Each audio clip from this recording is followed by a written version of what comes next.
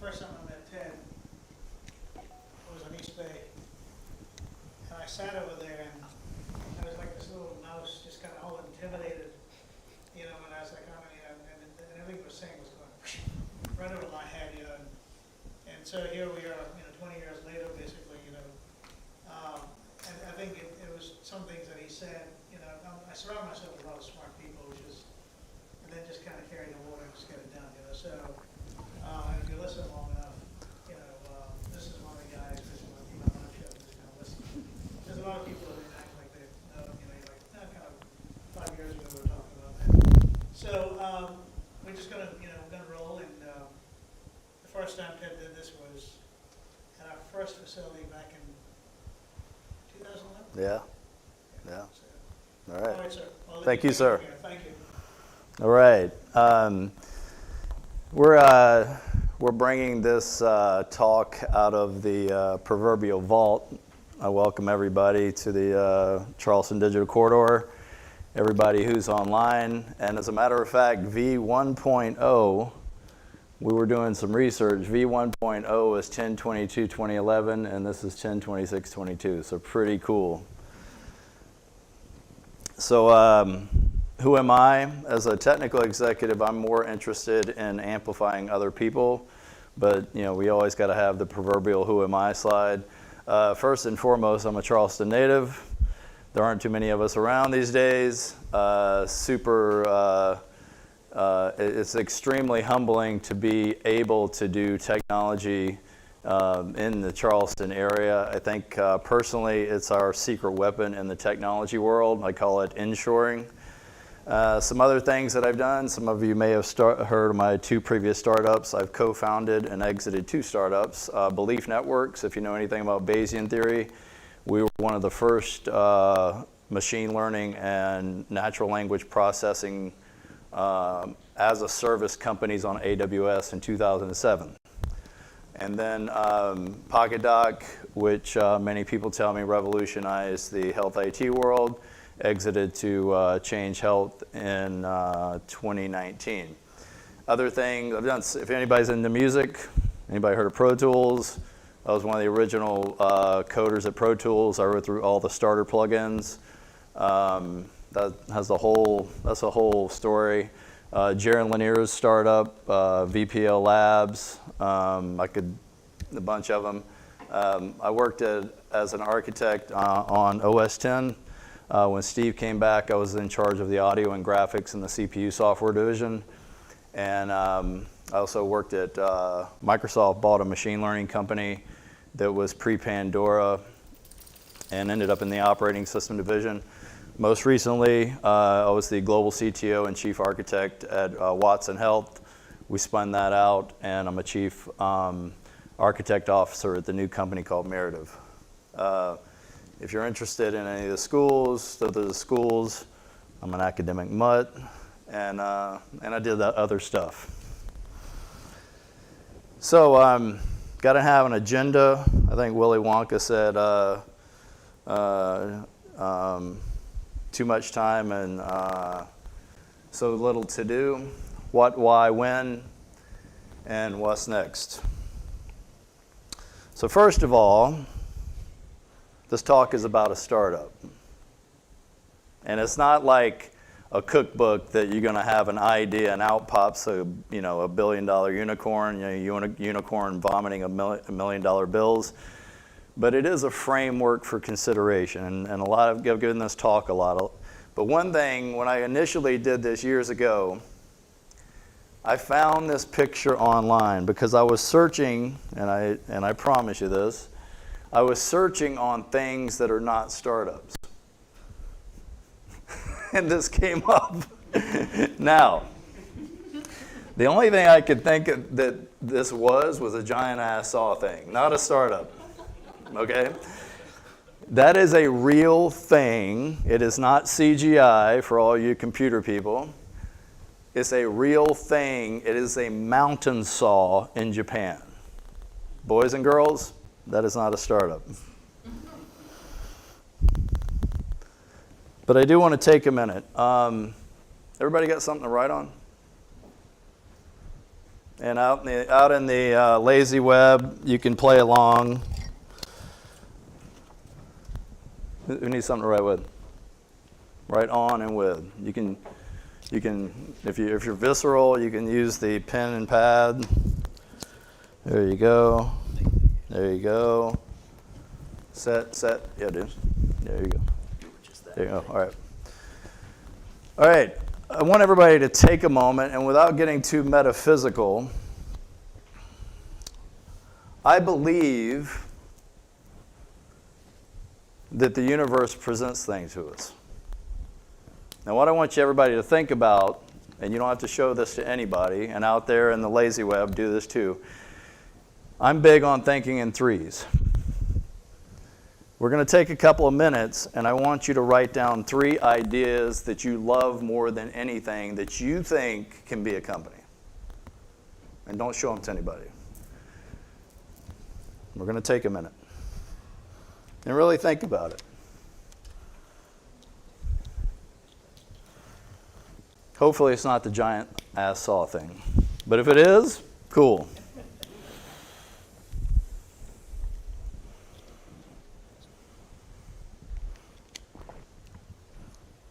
Because more often than not, the amazing moments, at least in software that I have witnessed, have been presented to us.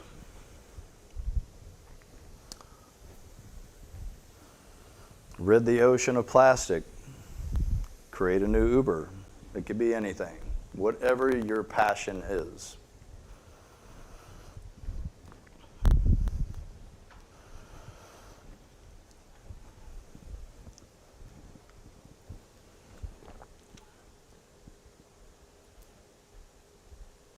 How are we doing? Everybody cool?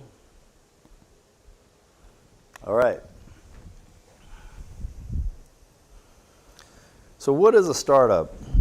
This is a formal definition from somebody who was very successful.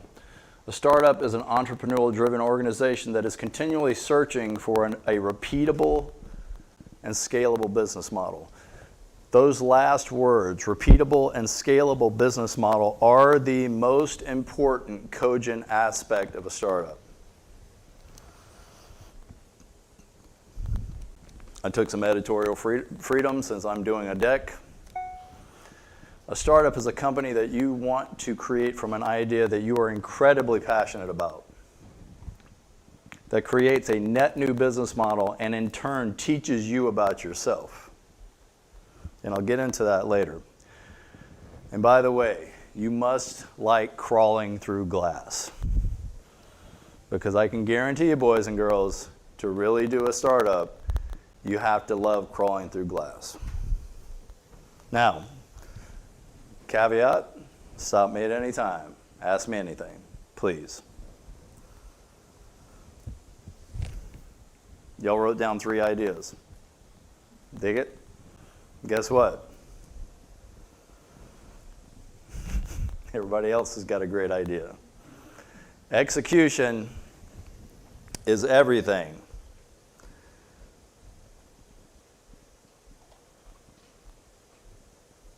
Now, boys and girls, the top one was an idea that changed how news is now broke. That's Twitter. Okay, and I remember when the venture capitalist who put in his own personal money back a long time ago, $250,000 in his blog, he said, the future of news is 140 characters. The day it launched. A search engine. That is the actual probabilistic hyperlink graph for Google. That's the mathematical formula. It doesn't look like that in C++, and it's much simpler. An undirected graph, where the connection is bidirectional. What's that last one? Take a guess. It's been in the news a lot lately. Very good. Now, interestingly enough, how these started out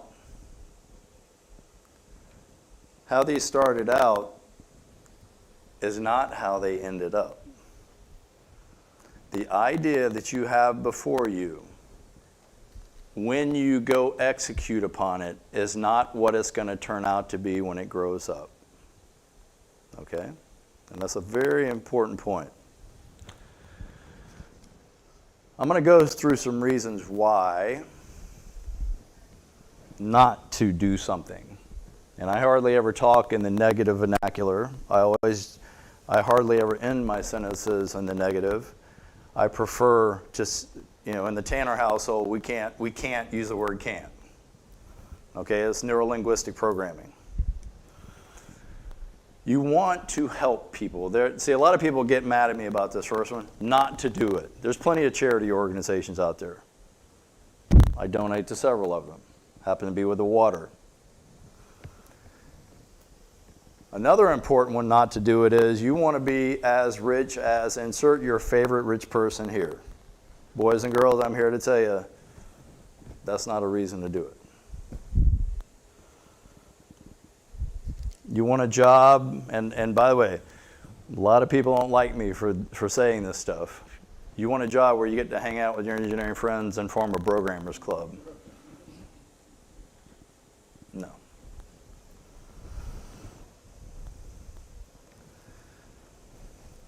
I call this the two Cadillacs in the house syndrome. Hey man, I got two nice Teslas and a house over in the Crescent. That's why I'm doing it. And I can talk like that. I'm from here. Out on the web, that has no context. But basically, if you want just really nice stuff, go get a good job. But if you want to do a startup, this is not the reason to do it. And there's a lot of people who think they're doing a startup when actually they're just doing an IT shop. Okay? Now, here's some reasons to do it. Something inside of you is compelled to do it. When I was in high school, I made skateboards. Why? I don't know why. I saw the movie Dogtown. I saw the Tony Alva Dogtown people. I was like, wow, if they can do it, I can do it. That's entrepreneurship.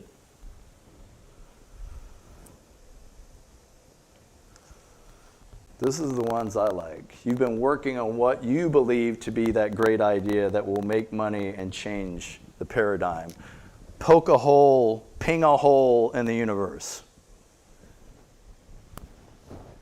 And most importantly, you've gotten some really cool, smart people together of like mind, of the hive mind, and they're all passionate about it. Now, if you got the why down, should you? Are you willing to devote 100% of your life for 0 to n number of years? My last startup was a startup of 9.5 years. Okay? I averaged, with my co-founder, we averaged probably 18 to 20 hour days for those 9 years. 8 days a week, 25 hours a day. This is not a lifestyle. Ernest knows exactly what I'm talking about. Are you ready to take care of you? As I always say, in a startup, always remember to breathe and use the restroom. Think that's funny? Go try it. And others, most importantly. Cut out all the extraneous BS. And I mean all of it. And willing to live on reduced income. Okay? Now, I did some Googling. We hear the word no when we are little up to 400 times a day. We hear the word no. No, you can't do this. No, you can't do that. Do you think, call my co-founder, hey Lisa, I got an idea. Let's put a machine learning and natural language service on AWS in 2007. Okay, call somebody else. I don't know what AWS is. I don't know what machine learning is. Natural language what? No, you can't do that. Everybody with me so far? So one of the things mentally you have to change yourself about is what I call, you have to be a no collector. Learn to love the word no. Now, are you passionate about these things that you wrote down? Are you passionate about it? Do you lay in bed thinking about it? I can guarantee you I have. All the things I listed out of who am I, lay in bed and think about it. Now, most importantly, take care of you and others. Are you honest with yourself? Because let me tell you something. When you try to do what I call the jazz hands in a startup scenario, everybody's going to find out. Cut out the extraneous BS. See, that was a double entendre what I put in there. Not just BS to get in the focus, it's also BS in yourself. All right? Please, interrupt with any questions. We're going to get down to the nuts and bolts, so bear with me. Yeah, but Ted, I can't. I have all this responsibility. For people here in Charleston, how many people drive on Highway 26? Raise your hand. And for out there in the ether, I'm going to say 405, Highway 1, Highway 95. I can go down the list. Guess what? You risk everything every day. Ron Conway. Who knows who that is? Thank you. I know you did. I'm going to tell you who he is in a bit. Any time is a good time. I started Pocket Doc when I had 3 kids. I just bought a house and I had been fired. And one of them was a newborn. Oh, I can't take the risk. What risk? You are never as in control when you are building your own company than anything else. However, I can guarantee you, those ideas that you wrote down, 30 years from now when you're sitting in your lazy boy recliner watching the big game and you go, why didn't I? That's going to hurt a hell of a lot more if you did not go do it and fail. At least you can say, I didn't leave anything on the mat, the bag, on the beach, or whatever. Everybody with me so far? Still with me? We tilted the reality just a little bit just then. All right, nuts and bolts. Here we go. We're gonna show people some scales. We're gonna show them how to play some music here. All right. Educate yourself on the funding word. If I had to do it all over again, I would prefer bootstrapping. Bootstrapping is a term from the technology world, meaning to pull yourself up and reboot the system. Do it as long as you possibly can before you have to raise any money. However, depending on what you're doing, you're probably going to have to raise some money. Brad Feld's books, Amazon, get them. Like any one of his books are great. A phenomenal book is called Founders at Work. There's 2 books, Founders at Work and Coders at Work. If you are in tech, you got to read them. They're almost like a rite to passage. And start networking. The person that invested in Twitter that I mentioned, he is one of my mentors. Twice he has told me, all right, Ted, you know what to do. Reboot your network. Always be networking. Always be. Now we got LinkedIn. I mean, you can just hop on there every day now. It's like just, you know, it's when you're fishing. It's like you catching? No, I'm just fishing, man. You know, it's like, but the network is probably the most important aspect of this. Pick up the phone, give us a call. What are you doing?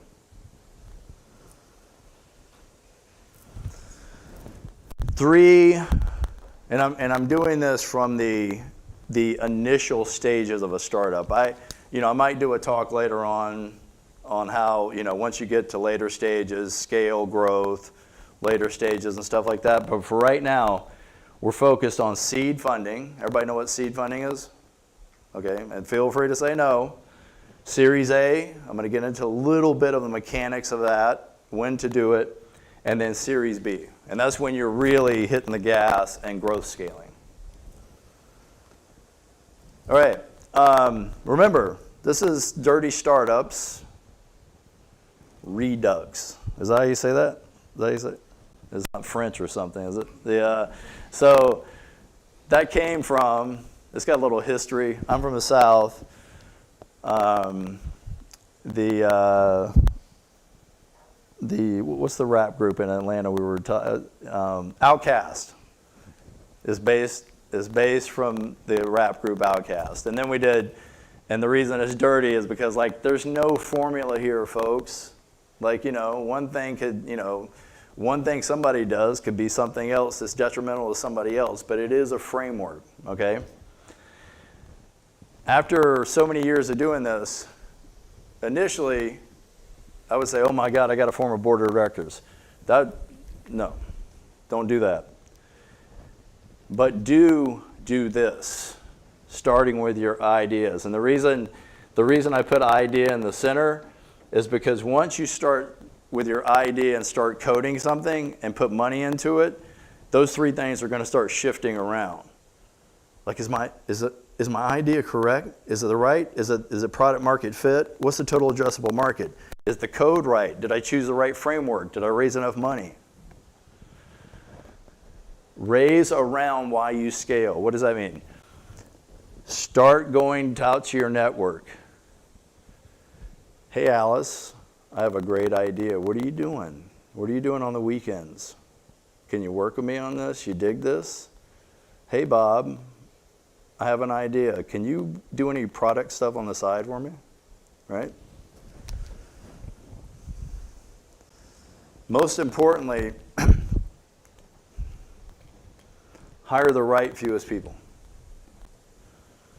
Nowadays, we can do so much more with the highest quality people, and I got a whole section where I'm going to talk about talent, okay?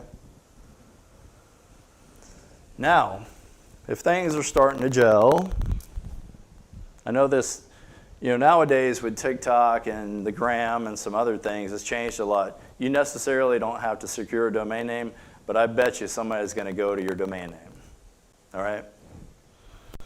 Familiarize yourself with corp docs and processes. You got to.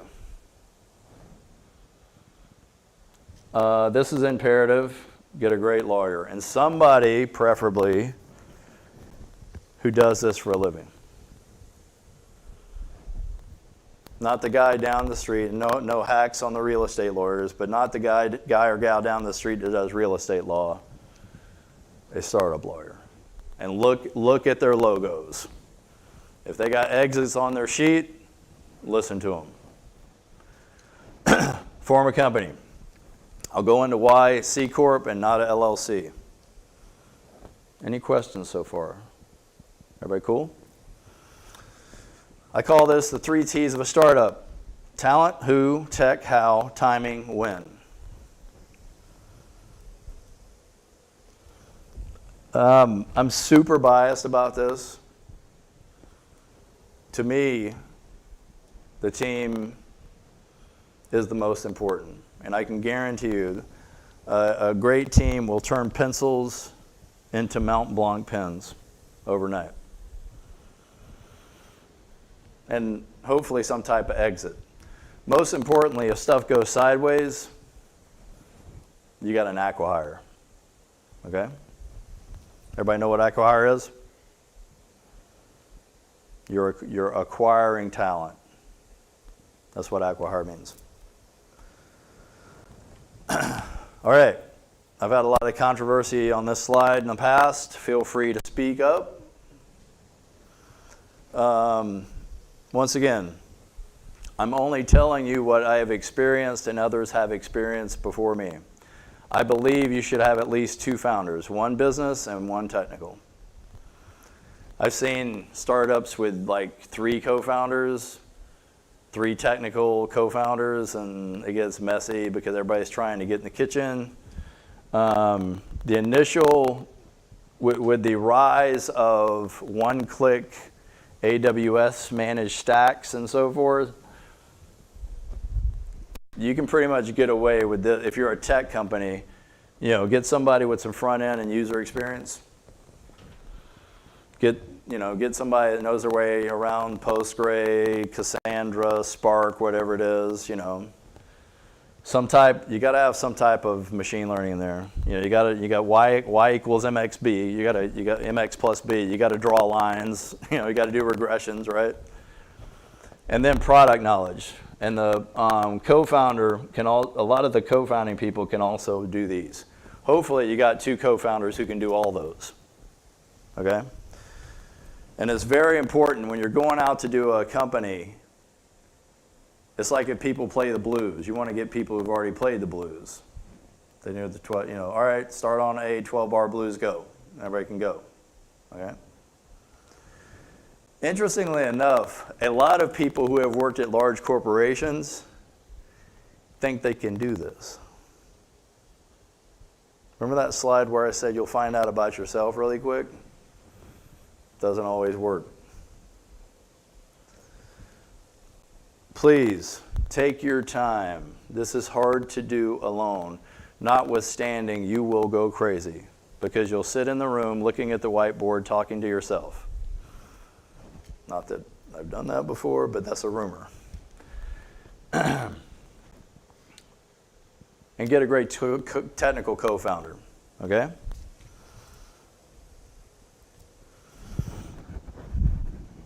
One of the most important slides in the deck right here.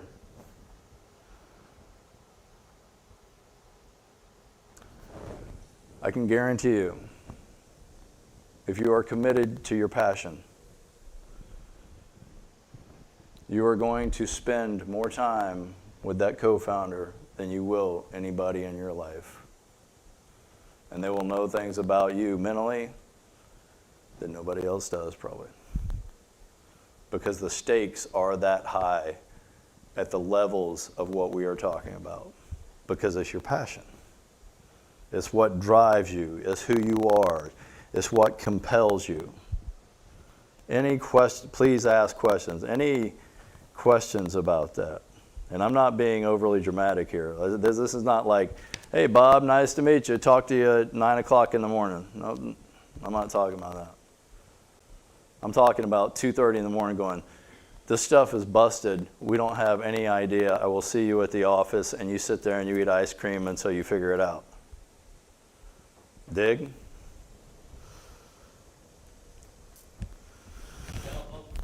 Go for it, dude. So, I think finding a co-founder, and I think that's what I'd say is a hurdle for me. Okay, go. Fit that kind of business operations, strong domain expertise, start the C Corp, all that stuff. So, Yep. But how do you find that right? Oh, you're in the throes of it right now. Oh, yeah. Oh, raise a glass to him. Awesome. So, but I also still have a full-time gig, so it's a side hustle. 2 glasses, go, man. It's like I relate to this deck Yeah. a lot. I'd say probably 50% of Yeah. the way there. Yeah, good. But finding the technical co-founder is probably one of my biggest hurdles. Great question. So how do you actually find a co-founding CTO? Yeah, what are you willing to give up, too? Because that's If you want your company, as I say, a little bit of a lot is better than a lot of nothing. And I'm going to talk a little bit about the whole dilution thing. Like for advisors, I'll give them 50,000 shares up front because I can call them up and go, my God, please help me out of this. Right? Sure. But you'll find out if they're not the right CTO. But see, you don't nowadays.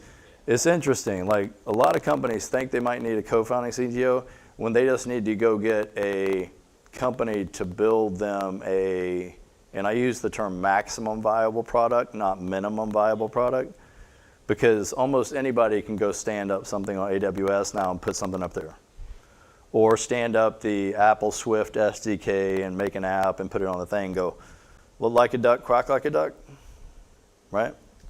Great question. I'll come back to that. I love this slide. The only mistakes I regret are people mistakes. Once again, Brad Feld. Steve hires the best people. That was in response to, what do you envy Steve about? Thusly, Steve said, A players hire A players. B players hire C players, and C players hire D players. Then it gets to Z very quickly, and you have a company of bozos. Okay? Not that I'm a sports person, but a long time ago in a land far away, I had a bet. Anybody remember when the Marlins started? Complete free agency. And I said, you know they're going to win the World Series. There's no way. I said, I'll bet you $100 they win it. I'm not even going to watch a damn game. I got $100. Create an advisory board. If you can't find the right technical person right now, at least go find some technical people who've done this before. What's your name? John. Ted Tanner. If you can't find the right technical people, find somebody, give them some equity. Always give people something for their time, okay?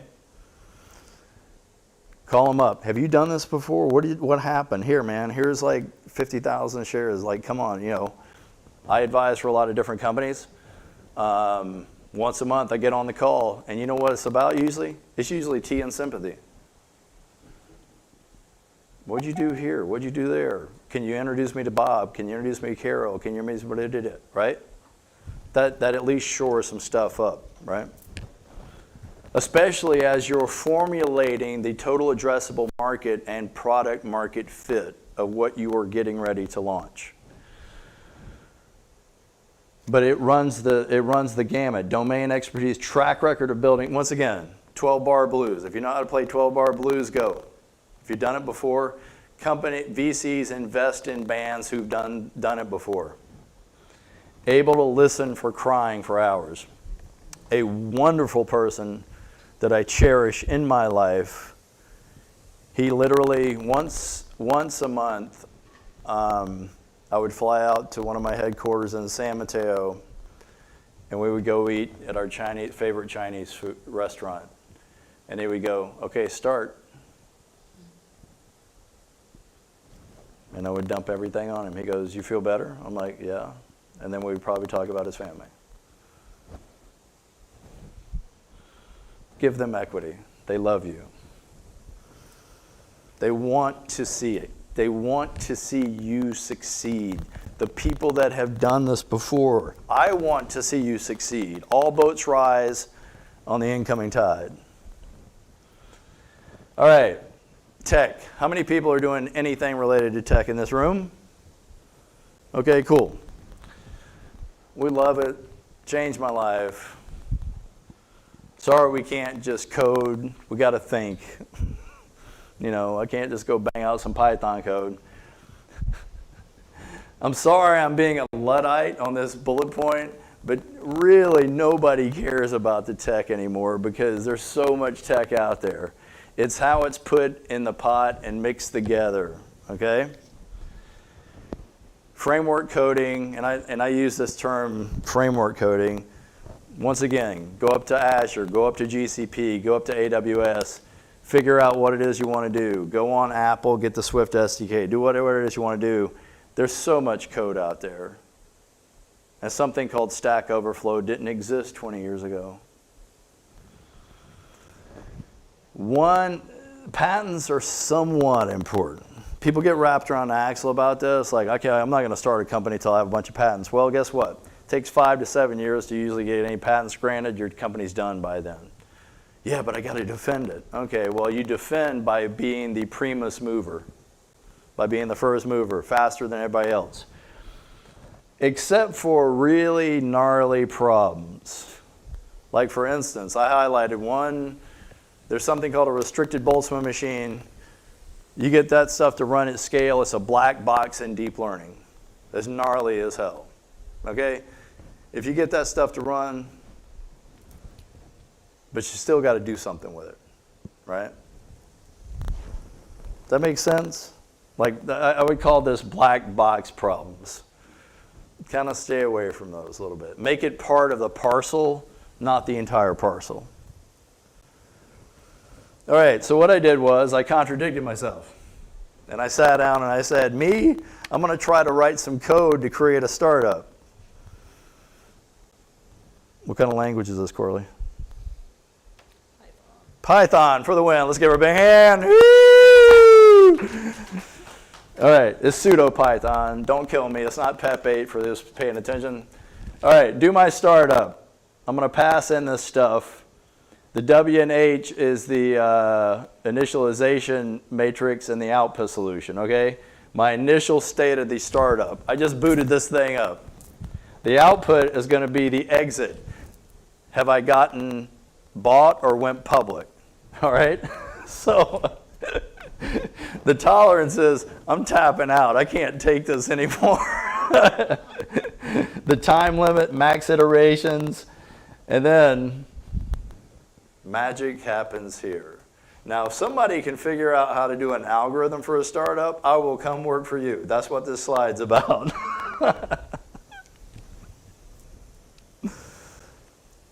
All right, timing. This is super hard.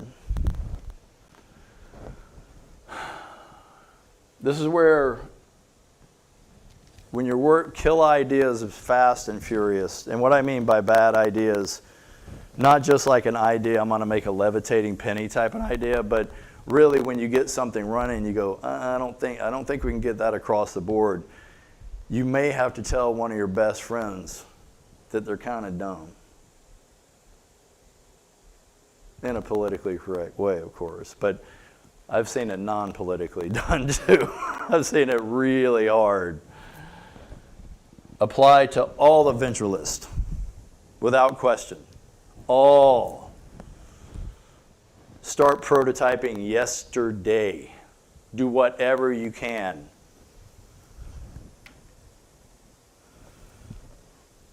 Now, this is like the stuff that I think I would rather watch paint dry than do this stuff. But I taught myself this stuff along with my co-founders. C Corp filing, NDAs, offer letters, one-pager, convertible note, cap table, pitch deck. Does that resonate with anybody? Everybody kind of know what some of those are? Okay. Now, 30 startups, redux. No more business plan.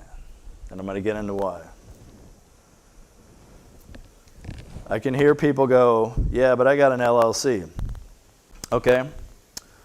What are you going to do when you start trying to hire people and they go, and nowadays almost all coders who are worth anything are going to go, what does your cap table look like?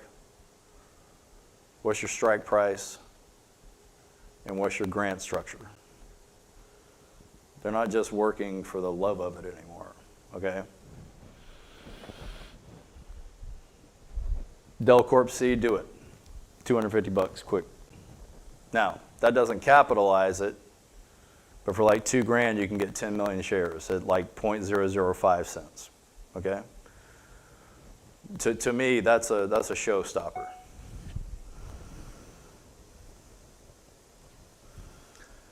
Cap table.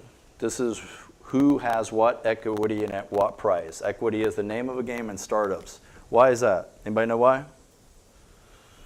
Because that's where you get your value from on the exit, right? Let's go into Vegas. Let's roll in dice. Except you are in control somewhat of that dice. You are the god that is playing dice in this case. Allows you and others to put in various amounts of money raised and address dilution. Because immediately, to your point, well, what do I give them? A little bit of a lot's better than a lot of nothing. Give them a lot. They'll turn it around, you know. It also lists the type of stocks and outstanding shares, restricted versus common stock. For a founder, there's another class called founder shares, but I'd pretty much go with restricted stock units because they have a zero tax basis. So if you, as a founder, if you put in $1,000, that's how much you're taxed on. So when it goes public, that's the only part you're taxed on. And welcome to the show, boys and girls. And that's how you do it again. Rinse, cycle, repeat. Convertible note. Anybody done with these? This is what you do when you go, hey mom, I'm going to do a startup, and can you put in $5? And you got to do really painful things like that. That's the friends and this is the friends and family vehicle. Okay, and it's usually against something called warrants, but it converts to common stock usually. All right, and allows you. It's usually where your first seed funding comes in at.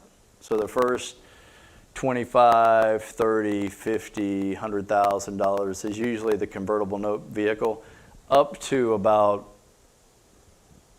I've seen large amounts in a convertible note, but keep a lid on it to about 2 bills, right?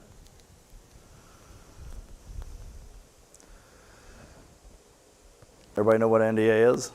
All right, why did I put this in here? It's like everybody nodded, like, yeah. It's the strangest thing.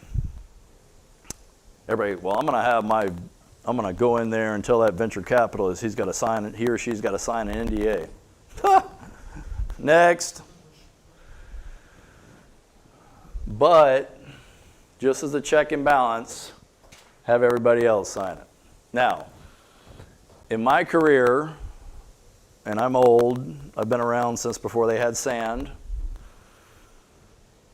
I've only been approached one time for supposedly breaching an NDA, which in no shape or form they confused me with somebody else.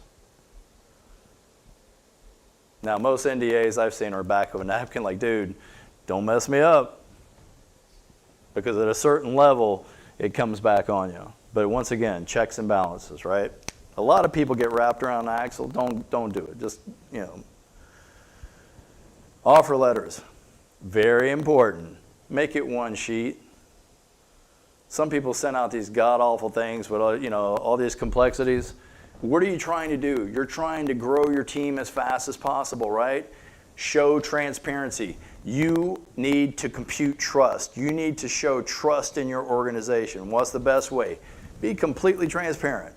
Nowadays, people are having board meetings that are completely open to the web because they want people to trust them.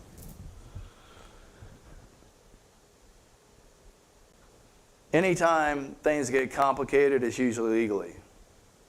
That takes up your time, it takes up the company's time, it takes up money. You don't have time or money.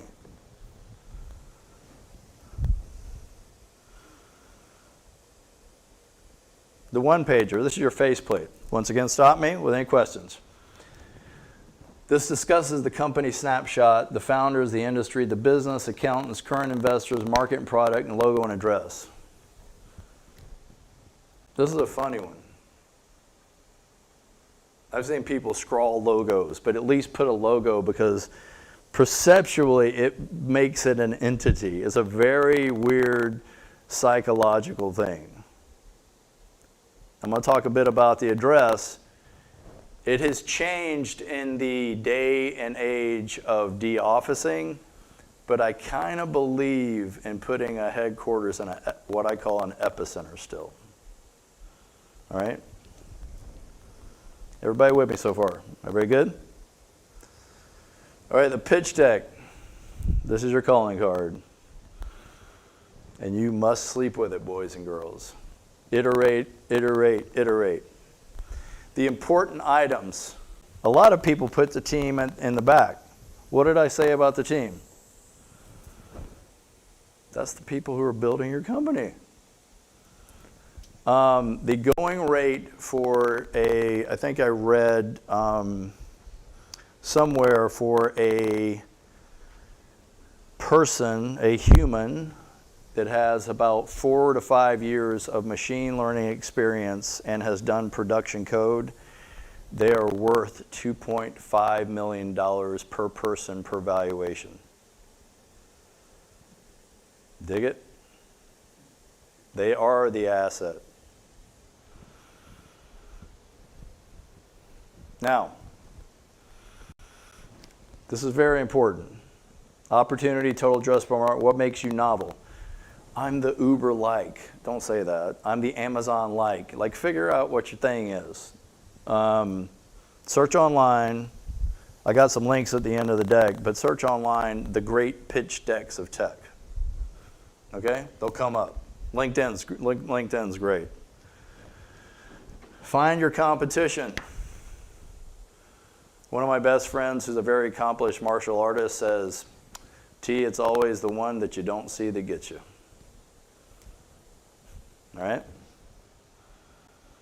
If you have revenue, all the better. Nowadays, you can build code really quick and get to revenue as fast as possible. That should be your number one goal, getting to some type of revenue.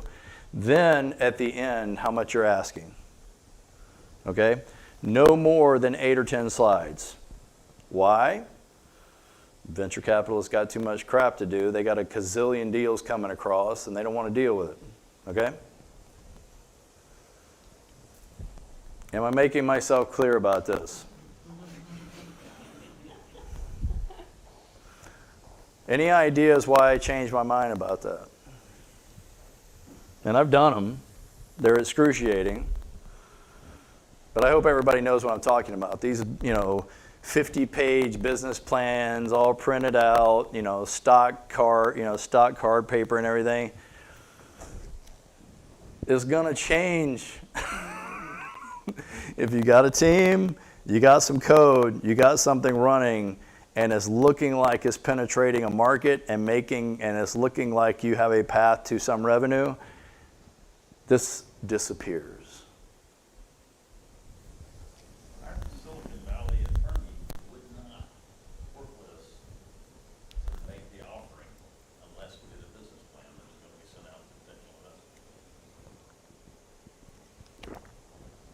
There's exceptions to every rule. Ron Conway has a famous, the person I quoted, he has a quote about that I'm going to read later. Startups are binary, and they're going to change their business model. I don't know of a startup, I might be wrong, somebody out there in the ether here tell me what, Google was a search engine. Now it's ad revenue. It went from keywords to ad rev. So, I don't know. You can manufacture it, but it's like a lie. Right? Yeah. And guess what? Go find somebody else who say yes. Thank you. Thank you for the question. Commentary. Yes? Over the last 5 years, the appointment of venture capitalists looking at a lot of deals. Yeah. I think what Alex Osterwald did with the business campus model is absolutely the way to go. It's one page. Yep. Just give me the roadmap. We take a look at it, and if you're doing this long enough, you can blink and tell within 80% certainty what this company's going to make money. Yeah. It's When they have a business. yeah, exactly. I'm with you on the business. Yep. Just the team can be 8 pages. Yeah, I mean, you hope the team's 8 pages, right? Please don't make them fancy. You don't have time. And I'll say it again. Most who have done this before, competition is good. Free enterprise is good. Everybody around you, when you start coalescing into a team, trusts you. They want to see you succeed. All boats rise. And I've learned this the hard way. If you run into somebody who grinds on these items, go. All right, so now what? We think we got a framework, right? We think we got an idea. We think we have some steps. We got some documents in front of us. We got some DocuSign stuff happening. Things are kind of looking good. We got some people coding.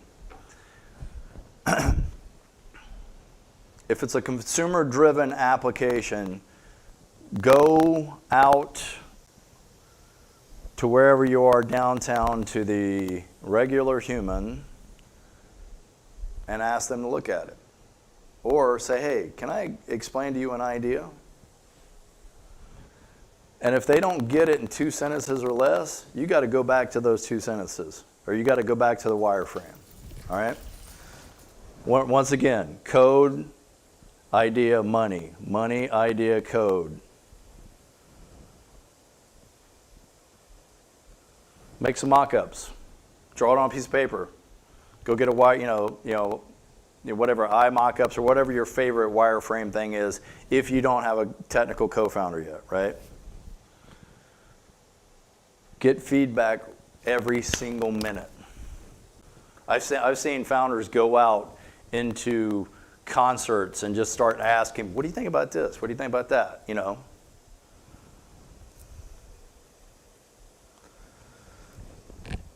Now, enterprise systems that have major back ends. And this is something that changes the time scale. Okay?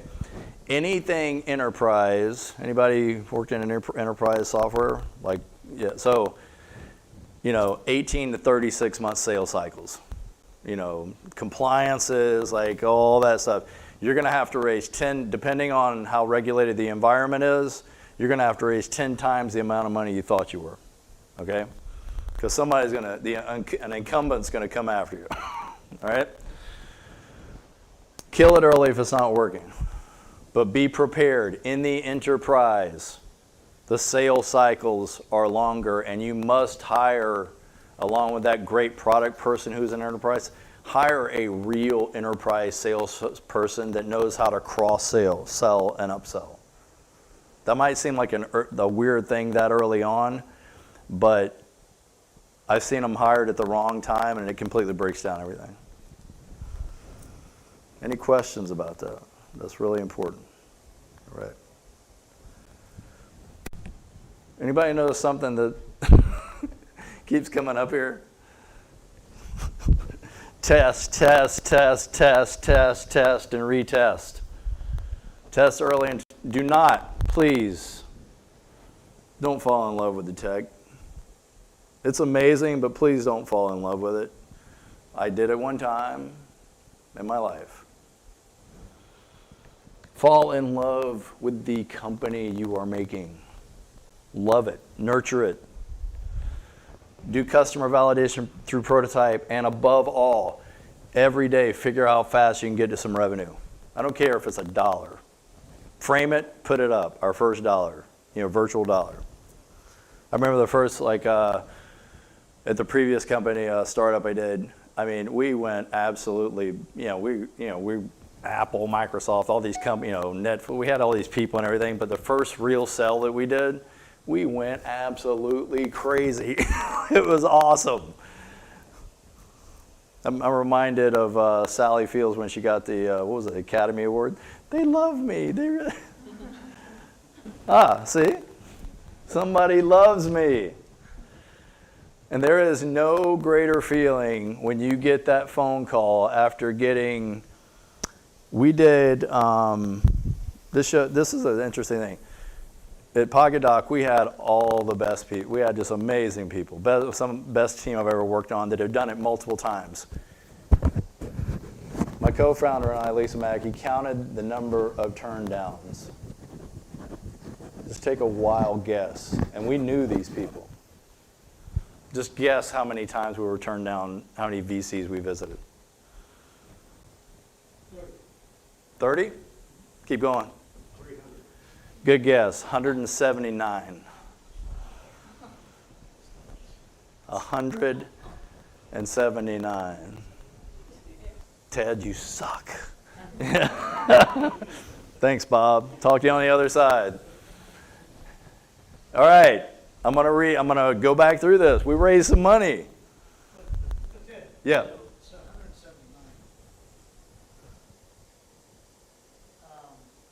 Did everyone, almost everyone, provide you with insight They're like, that's not, the timing's not right for us, we don't get it, da-da-da-da, you know, whatever. Now, I will say that that last go-around was an interesting thing, because I will tell you, by the time we got to that point, when we were telling everybody we were coming out to the valley, she was on a plane. We didn't even have a pitch deck, and we already had 10 meetings. Catch what I said just then. They called us. We had 10 meetings. She was texting me from the plane, oh my God, we got to come. What? Okay, we better hurry up.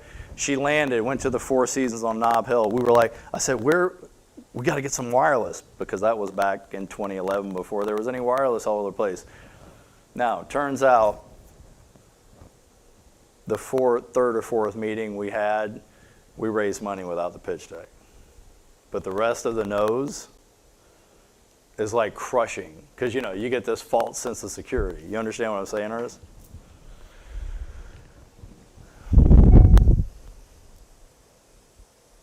Most importantly, so you said something about moonlighting. Form the company and have a moonlight for equity and make it up front. Sign the documents. Make it real.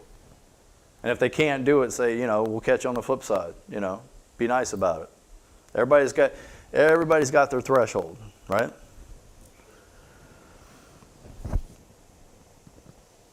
Very important. Take a picture of this.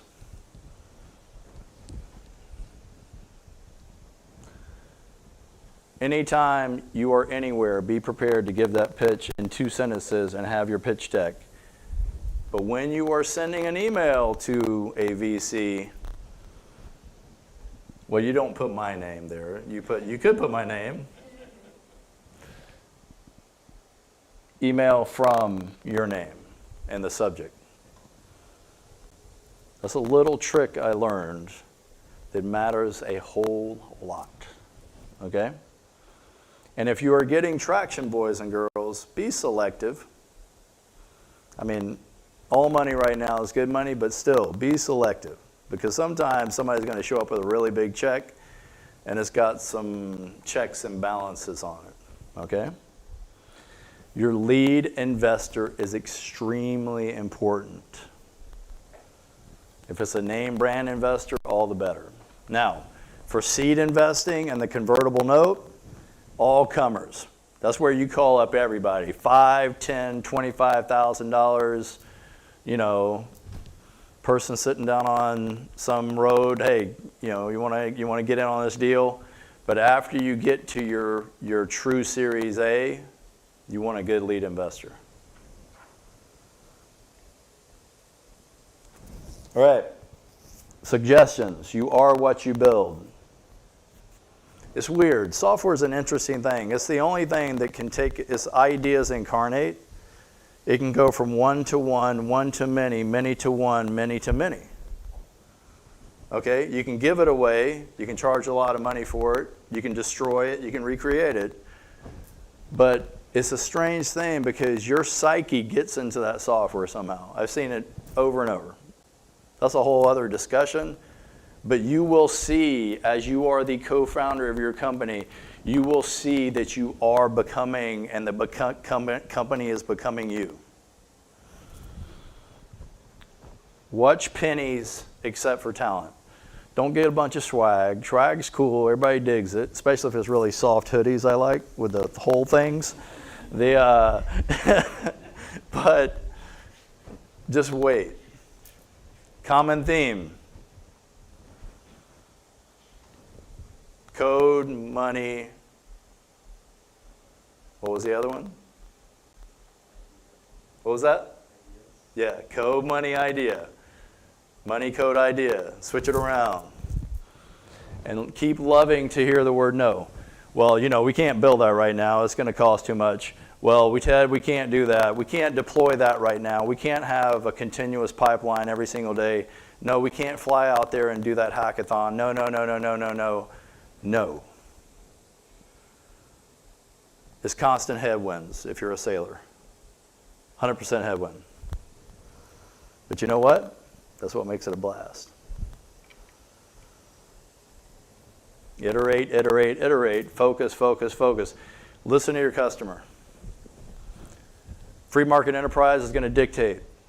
Market fit. Please find market fit. You'll know it. It's almost when a song feels good to everybody. You'll just know it.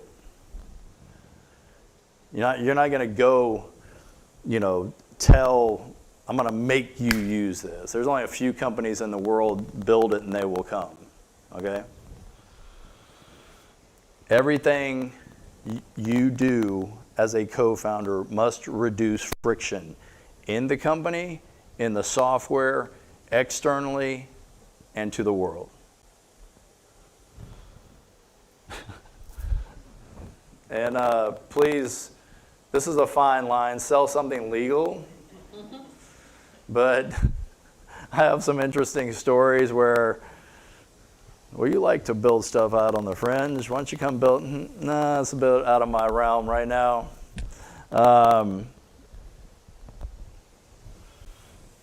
That speaks for itself. All right. Anybody here at the Series A level yet? You are? You are? Awesome. Okay, how far along are you? We're about to close it. Series B is imminent. A toast to you. Bravo. How about you? We close in January, but I'm not the founder, just a startup guy. Say that one more time. You closed. On the Series A in January. Isn't that sound beautiful? You closed it. Always be closing from a famous. Anybody got their coffee?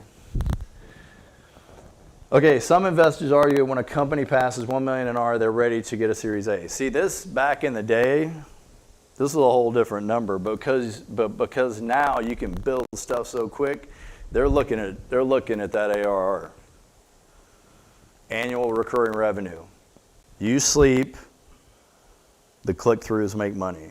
Transactional revenue, or per license, per person, whatever your business model is. The mean requirement I have saw lately was 1.4 million. Okay, so that's your stopgap. But I have seen the minimum down to 600 and the max was up to 3 million. So once again, to your commentary about the business model and the season to taste, I can guarantee you, you show up pitching with 1.4 ARR, they're gonna go, I don't know how to spell business model, I'll fund you. Any questions about that? Now you see the juxtaposition? All the stuff that I went through, and before you can scale to a Series A, which depending on what you're doing can be anywhere from, most companies I've seen, 10 to $50 million ish. That realm. Okay? Any questions about that? All right. Everybody fails. And I when I lived in the Valley, you would go to all these conferences about failure. Well, it's an interesting thing. They don't really mean that they want you to, that failure is good, because all the venture capitalists wants is a 10x on that return. And failing ain't 10x. All right? What they mean after over the years of me trying to decode this, I will guarantee you, every single day in a startup, you feel completely stupid. And you can't hide from it. I would sometimes, I was like, I'd rather run into that wall 1,000,000 times, because I have seen you would not, I can write a book on these situations that I have been through where I was completely aghast, like just a deer in headlights.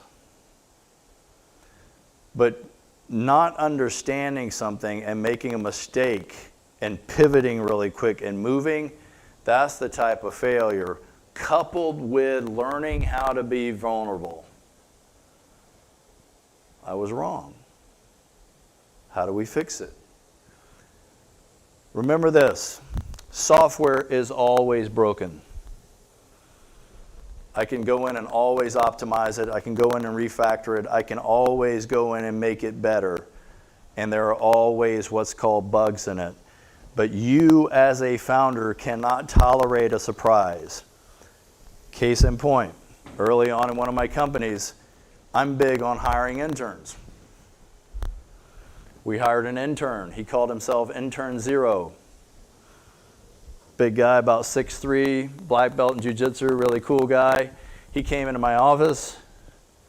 We were working out of a house in, and I thought he was having a heart attack. Young kid, like 20-something years old. I was like, dude, you all right? He goes, boss, I just stomped on production. Okay. Well, you're not mad? No, you told me about it. Everything down right now? He goes, well, almost. I said, all right, let's get on it. Went downstairs, fixed it. I said, you all right? Let me, you cool? He goes, I don't understand. I said, it's going to happen, man. Were you trying to do something great? He goes, yeah. That's all I wanted to hear. Being vulnerable allows you to be transparent. And there's a lot of psychology in all of this stuff if you haven't noticed. But dynamically, fail quickly, fail many, fix it fast. Any observations or questions about that? Because building software that runs at a 6 nines SLA day in and day out is impossible. Talking about a no. And if you're going to work at that level, you're going to make some mistakes. And you have to be vulnerable and come back and say, you know what, I was wrong.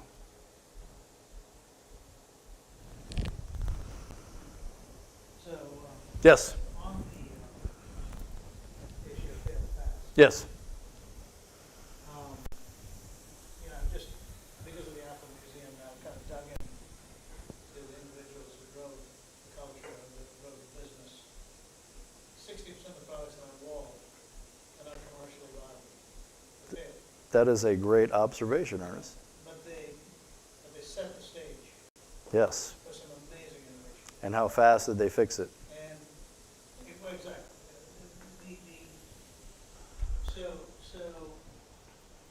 So from being 90 days away from bankruptcy, to the only corporation in the world that has $203 billion on the spreadsheet in cash, there's something there. Yep. So we're in this sort of culture right now of sort of fail fast kind of culture. What you consistently heard, what I see in the products when I kind of take them apart, is that these guys, the guys behind this, are so far ahead of their time. Right? It's easy to say. I mean, my new thing now is I'm watching what the CEO of Apple is saying. Mm-hmm. He's going to displace Facebook and become the leader of augmented reality. They're going to become the market maker. I'd say within 2 years. Mm-hmm. He's just going to stop the hype of all the metaverse and all that, and he's starting to kind of move in that direction. So again, I mean, there's some lessons to learn along the way from the founder. Listening to the back and forth, that was interesting. You had this Gates more than Jobs picked on Jobs more than Steve picked on Gates. Mm-hmm. If you look at the dialogue, obviously, it was always the comments. Maybe what Steve said didn't matter, but what Gates said mattered because he was Microsoft. Yep. So that's why you see it a bit more. And the same guy who called. So to the point is basically what happens when you. Now this is software we're talking. We're not talking about communities, which is, I'm the 20-year startup. Yeah. Yep. In this community, basically, they want to keep falling back. Yep. Yep. Just keep pushing ahead. Yep. What happens? How do you approach the issue of some things have a natural? I have a friend who works at Nike in Oregon, Mm-hmm. and he says, I don't know how you do this. He said the incubation period for trying to build a community is infinitely more difficult than trying to build a product. And he says, and he's an accounting guy. Yep. And but he did say that some things are ahead of the time. They require this kind of focused leadership and continuous leadership, that kind of thing. How do you approach you just tell somebody write it down because this is not the time with your great idea? So if I understand the question correctly, on the 3 T's of a startup, tech, talent, and timing, how do you know if the timing is incorrect? because that's why I was being maniacal about product market fit. Like, try to get to product market fit as fast as possible. Now, for a community, if you look at what Tony Hay did from Zappos, the founder of Zappos, he was going around trying to build all those container environments, right? You got to look at the total addressable market, the product market fit, and the dynamics in the market, and look at what's called the long tail distribution, which is a statistics issue, right? You look at the long tail distribution and go, okay, I don't want to get in that hype cycle where I'm stuck in what's called a local minimum. I'm stuck over here in a valley, but really that's not the bottom yet. So you got to do a lot of iteration and analysis on that issue you're talking about. That's why you got to be maniacal. Are we sure this fits? What can we change? And build a roadmap to fit the industry. And then when something goes wrong, you can pivot quickly. Yep, it's like a backstop in baseball, kind of. Dig? Good question. All right, remember I was talking about Ron Conway earlier? That's who he is. Does he know what he's talking about? He was an angel investor in those companies. Ron, we have Alta Vista. We have search engines. Why do we need another search engine? Because we need more competition.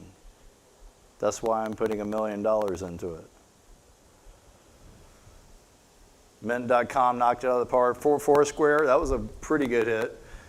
PayPal, I remember the first time I did an electronic transfer in 2001. But he's got a whole laundry list. And why is this important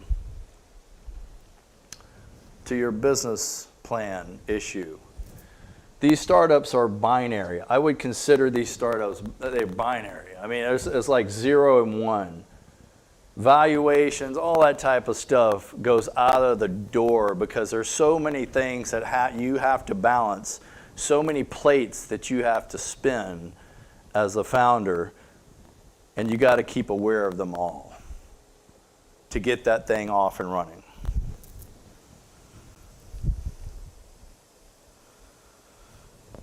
The latest David Bowie documentary is phenomenal. This quote was in it. When you feel safe, you are not working in the right area. Paddle out, swim out into deeper water where your feet are not touching. Then and only then are you in the right space. Always choose the hardest path and the most risky endeavor. And then you are in the right space. When I would consider him choosing several and changing the world.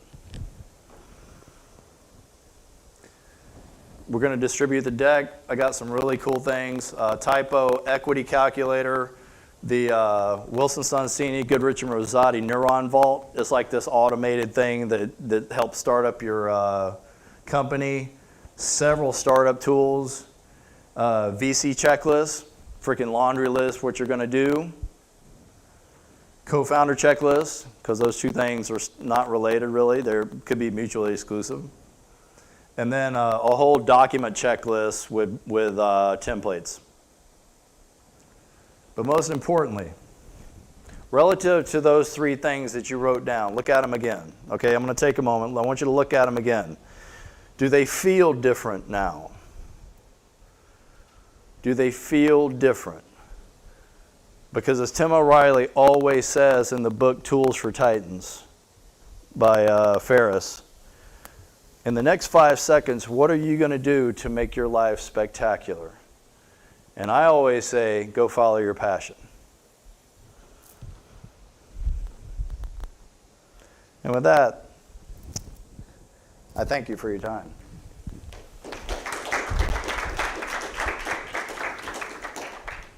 Questions, comments? Was that helpful? Everybody out there in lazy web land? It's too bad we couldn't field any questions out there. I know I'm probably getting tore up with commentary out there. Well, you know, we're gonna happy hour, a small happy hour, out there, so people can ask questions, kind of chat with you personally. Yeah. And, I really appreciate it. I've taken a page out of, the businesses around me to kind of build a community. And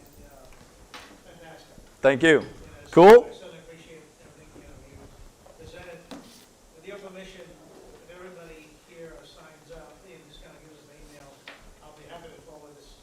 Of course. And my website, tedtanner.org, I write about all kinds of stuff. So that's my official website. So out there on the lazy web, thank you. Hope everybody's safe. And thank you here internally. And thank you, Charleston Digital Corridor. It was a blast after 11 years. Thank you. All right.